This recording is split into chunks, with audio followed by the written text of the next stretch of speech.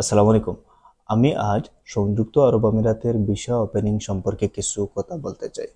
আমাকে আমাদের বাংলাদেশি ভাই ও বোন অনেকে দেশের থেকে অথবা যারা সংযুক্ত আরব আমিরাতে আছেন তারা আমাকে নক করতেছেন প্লাস মেসেজ করে জানতে চাইতেছেন ভিসা ওপেনিং এর ব্যাপারে। বা অনেকেও দেখেছি যে টিকটকে বলেন বা ইউটিউবে বলেন, কিছুদিন আগে ডক্টর ইউনূস সংযুক্ত আরব আমিরাতে আসছিলেন ওয়ার্ল্ড সামিটে। তখন উনি আমাদের বাংলাদেশের ভিসা ওপেনিং সম্পর্কে একটা কথা বলছিলেন এই দেশের মিনিস্ট্রির সাথে। তো মিনিস্ট্রি ওনাকে জবাব দিছে যে আহ, বাংলাদেশিদের সবকিছু হচ্ছে ভুয়া, বা ওনারা যারা ডক্টরেট সার্টিফিকেট নিয়ে এসে ক্লিনিং এর কাজ করে। ওয়েল, ওনার কথাও রাখার যোগ্য। তো আমার প্রশ্ন হচ্ছে, আমরা যারা সংযুক্ত আরব আমিরাতে আছি, আমরা সবাই সাফারিং হইতেছি আনস্কিল্ড ভিসার জন্য। ঠিক আছে। সো এখানে আমরা সংযুক্ত আরব আমিরাতে যারা বাংলাদেশি ভাই বোন আছি, অনেক বাংলাদেশ থেকে আসেছেন ভিজিট বিষয়। অনেকে হয়তো কোনো কোম্পানিতে ছিলেন, আগে কোম্পানি বন্ধ হয়ে গেছে, অনেকদিন ধরে এই দেশে ইলিগেল হয়ে পড়ে আছেন।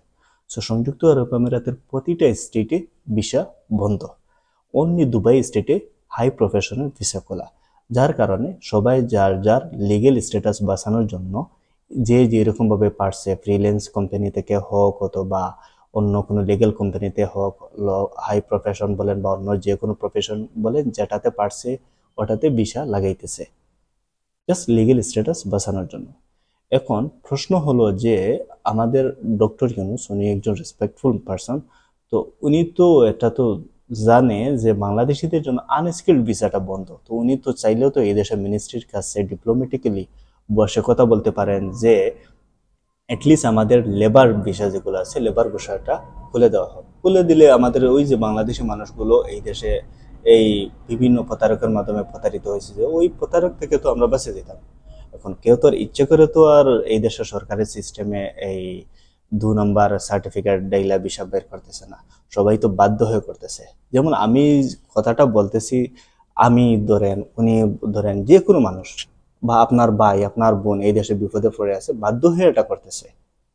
তো এখানে যেমন ধরেন এই দেশে যে আমাদের বাংলাদেশিদেরকে আপনারা দোষাদোষি করবেন, ওইরকম তো আর কোনো কিছু না। সো আমি রিকোয়েস্ট করব সবাইকে, আমি যেরকম ভাবে কথা বলতেছি আপনিও এরকম ভাবে কথা বলুন, টিকটকে বলুন, ইউটিউবে বলুন, দরকার হয় বাংলাদেশ এমবেসি কনসুলেটে কথা বলুন, যে আমাদের সংযুক্ত আরব আমিরাতে যে আমরা আনস্কিল্ড ভিসার যে ক্যাটাগরি, যেটা ওই ব্যাপারে কথা বলতে, ওই ব্যাপারে এই দেশের মন্ত্রণালয়ের সাথে ডিপ্লোমেটিক্যালি কথা বলতে, এই দেশের সরকারের সাথে একটা কন্ট্যাক্ট করতে।